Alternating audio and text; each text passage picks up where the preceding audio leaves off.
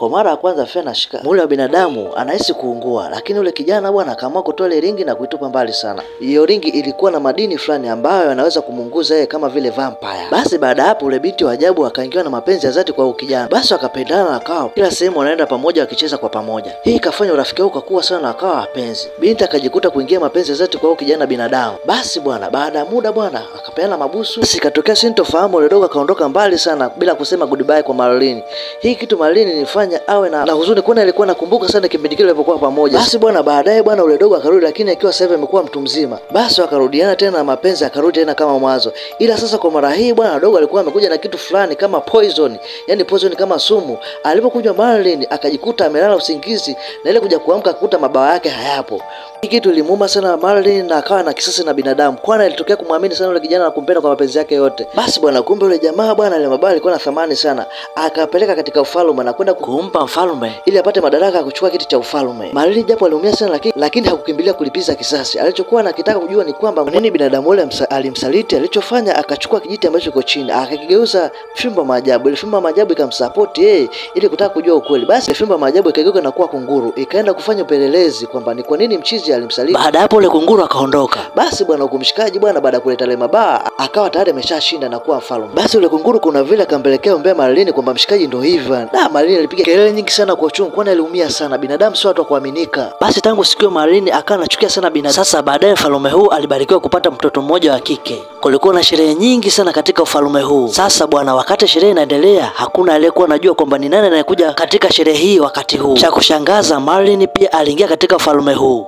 Kisha akamwona ule mtoto ule mwamba aliyemsaliti. Baada hapo akamwambia ule mtoto mdogo, wewe ni mzuri sana, lakini pindi utakapofikisha umri wa miaka 16 basi sindano itakuchoma na utapoteza maisha na baadaye utakufa. Naoma sana.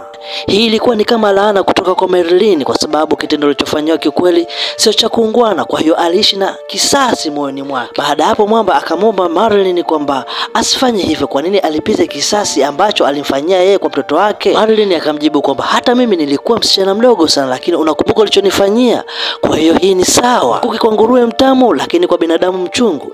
Lakini cha kushangaza Marlene akawa na huruma fulani kwa mwamba. Akamwambia ipo namna ya kuifanya hii laana isitokee. Kama binti yako atapata mpenzi wa kweli katika siku ya 16 ya kuzaliwa, basi akifanikiwa hicho hii itamfanya kuepukana na laana niliyompa. Basi baada hapo mwamba hili jambo likamtia wasiwasi sana. Basi akaita Therese watatu akawaambia wampeleke binti yake mbali sana kwa sababu aliogopa huenda hii laana ikajatokea kweli. Baadaye mfalme huo anatuma jeshi kwenda kushambulia msitu wa Marlene, lakini cha ajabu bwana Marlene alishaweka vidhibiti vikali, kwa hiyo hakuna mtu ambaye aliyeweza kushambulia msitu ule. Kwa hiyo ule mpango kafeli pale pale, kwani Marlene alikuwa ni kiumbe cha ajabu na chenye nguvu za kichawi. Basi tukirudi upande wa pili tunaona wale Therese watatu wakimpeleka ule mtoto wa mfalme mbali sana, lakini bwana Marlene ni kiumbe ambaye anajua kabisa ule binti uko wapi yani. Kwa hiyo ilikuwa ni jambo dogo sana kumfesi ule mtoto alipo. Basi alipofika kwa ule mtoto bwana akana mtishia, lakini cha ajabu ule mtoto bwana akana chekelea. Sasa Marlene akashangaa. Ujue huyu mwanamke bwana hapendagi watoto kabisa, kwa sababu anatambua kwamba yeye huwa ni mwanamke katili sana. Sasa cha ajabu wale Therese watatu ambao walipewa jukumu la kumtunza yule princess ambaye ni mtoto wa mfalme walikuwa wala hawajali kabisa maisha ule mtoto. Ila cha ajabu Marlene ndo akawa msaada mkubwa kwa ule mtoto. Wakati mwingine alikuwa anadondoka kwenye miti, lakini Marlene huwa ndo anatokea na kumsaidia ule mtoto. Yaani kila shida yote inamkuta ule mtoto basi Marlene ndo mtu wa kwanza kumsaidia ule mtoto. Kwa hiyo anajikuta anaingia mapenzi na ule mtoto wakati tayari alikuwa ameshampa laana ule mtoto. Sasa ule binti muda ukaenda akawa sasa hivi amefikisha umri wa miaka 15. Ikawa imebakia mwaka mmoja ili ile laana itimie. Sasa huyu binti akafika sehemu akawa anashangaa, kwani kuna kama uzio fulani, kwani huyu binti hajawahi kuunganika na watu wala kuona ulimwengu jinsi unavyoenda. Kama vile alivyokuwa Marlene alivyokuwa mdogo, alivyokuwa hajawahi kuona ulimwengu, na hii ndio inamkuta huyu binti. Sasa baada hapo Marlene akiwa na kunguru wake akiwa anaongea naye, ghafla akahisi kama kuna mtu anakuja. Basi akaongea kwamba kama kuna mtu yote anayekuja hapa aongee shida yake haraka sana. Sasa yule binti akamfuata akamwambia, wewe mimi nakufahamu, wewe ni kama Mungu wangu, wewe pamoja na kunguru wako mlikuwa unanilea sana kipindi nikiwa mdogo na ninakupenda sana. Ulinilea na kunionyesha upendo tangu nikiwa mtoto. Kwa hiyo nilikuwa naomba uniambie ulimwengu koje na maisha duniani yanaendeleaje, kwa sababu mimi nimeishi na wewe ndio mlezi wangu mkubwa ninayekupenda kuliko watu wote. Basi bwana bwana Marilyn alijisikia vizuri sana, kwani hakuamini kwamba yule binti angemwambia maneno mazuri kama yale. Akajiona kwamba kama vile alifanya makosa makubwa sana kumpatia laana huyu binti, kwani wamejikuta wanapendana na kushare upendo kwa pamoja. Na Marilyn alimchukulia huyu binti kama binti yake kumzaa, kwani alikuwa anampenda kwa mapenzi yote. Wakati binti amelala, akawa Marilyn anatumia uchawi ili kujaribu kuondoa ile laana ambayo alimpa huyu binti kipindi hicho, lakini ikawa ni ngumu sana hii laana kuondoka, kwani inaonyesha kwamba laana ambayo ilokaa muda mrefu ni ngumu kuondoka hivi hivi. Kwani situation bwana Marilyn ilimpa wasiwasi mkubwa, kwani ile siku ya 16 ya binti ya kuzaliwa ilikuwa imekaribia ile laana kukamilika.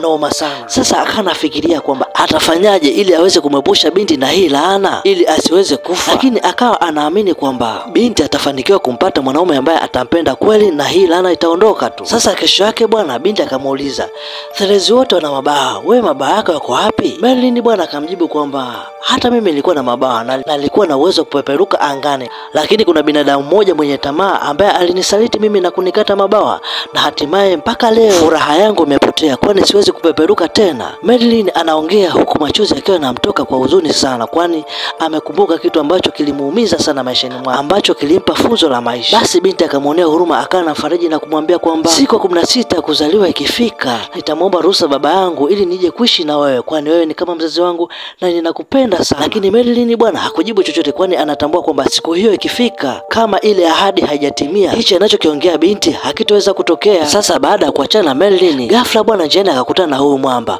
Huyu mwamba ni walika lake na alikuwa ni kijana fulani mzuri sana. Sasa ghafla watu bwana wakawa na mapenzi fulani, wakaanza kupendana. Baada ya story 2-3 pale, binti bwana akaondoka na kwenda nyumbani, akawaambia wale Fezes kwamba anataka kwenda kuishi na Marilyn. Sasa wale Fezes bwana wakajua, wakahisi kwamba labda binti amegundua siri fulani ambayo ilifichwa juu ya mahusiano yake yeye na yule Marilyn na baba yake ambaye ni mfalme, na kosa ambalo alifanya mpaka huyu binti kupitia adhabu hii. Sasa wale Therese wakaamua wasema ukweli kuhusu yeye maisha yake yalivyokuwa, na wakamwambia kwamba kuna kiumbe mbaya sana ambaye anaitwa Marilyn ndio anataka kukuua wewe. Bwana binti alihuzunika sana kusikia ile story, ikabidi aende moja kwa moja mpaka kwa Marilyn amuulize, hivi ni kweli yaliongelewa ni kweli? Bwana Marilyn bwana akabidi amwambie ukweli kwa huzuni sana kwamba ni kweli, mimi ndio nilitoa ile laana, lakini kwa sasa hivi sitaki wewe ufe, lakini nashindwa jinsi gani ya kuizoea ile laana kwa sababu siku zimeisha na sielewi nini cha kufanya. Basi binti aliumia sana na kukasirika sana, kutoka spidi sana kwenda nyumbani kwa baba yake. Alipofika kwa baba yake bwana akamkumbatia kwa huzuni sana na kumwambia, baba, imekuaje? Mbona niko hivi? Nimekumisi sana, mbona kubali na mimi? Sasa mzee kuna vile akaenda kwa wale Therese na kuwakaribia huku akiwatukana matusi ya ngoni, kwani amefanya vibaya sana. Kwa nini wamruhusu binti arudi nyumbani siku moja kabla siku yake kuzaliwa, na alitakiwa arudi siku ya 16? Kwa hiyo hii ilikuwa ni kosa kubwa sana.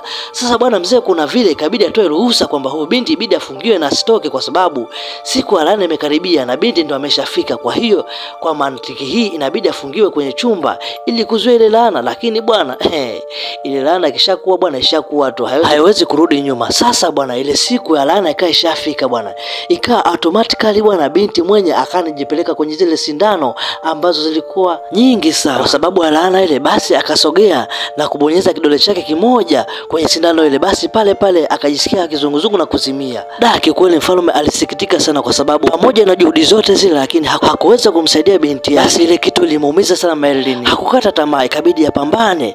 Akamtafuta ile dogo ambaye alikutana na princess kwa mara ya kwanza, akahisi labda anampenda. Anahisi kwamba kama itakuwa kweli basi itakuwa ni msaada wa pekee kwa binti. Basi baada hapo Marilyn akampiga kimbola cha uchawi ule bwana mdogo, akasinzia, akamchukua na kwenda naye kwa mfalme. Sasa tukirudi upande wa pili kwa mfalme bwana, tunaona ile Fezes wanajaribu kumshawishi mfalme kwamba amkisi binti, labda huenda ikasaidia kwa sababu hata ni binti yake, kwa hiyo huenda akawa na mapenzi ya kweli kwa binti yake. Lakini mfalme baada ya kufikiria hili swala kalikataa, akasema kwamba huyu binti nimeficha mambo mengi sana, kwa hiyo hatakuwa na mapenzi na mimi, kwa hiyo nikifanya hivi haitosaidia. Sasa baada hapo bwana Marilyn akawa amekuja na yule kijana, akampeleka mbele ya binti pale kitandani alipolala kwenye chumba cha princess. Kijana alipomwangalia binti bwana akamuonea huruma, akamkisi, lakini alivyomkisi bwana haikusaidia. Maana hiyo hawa watu hawakuwa na mapenzi ya kweli, kwa hiyo issue imefeli.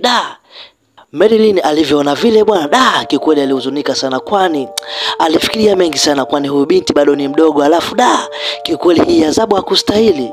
Kikweli aliumia sana na alisikitika sana na alilia sana. Baada hapo bwana akamkisi binti ili aondoke, lakini ghafla cha kushangaza bwana, Kumbe ile kisi yake ndio ilikuwa dawa bwana. Binti akainuka, kumbe wao watu bwana walikuwa wana mapenzi ya dhati.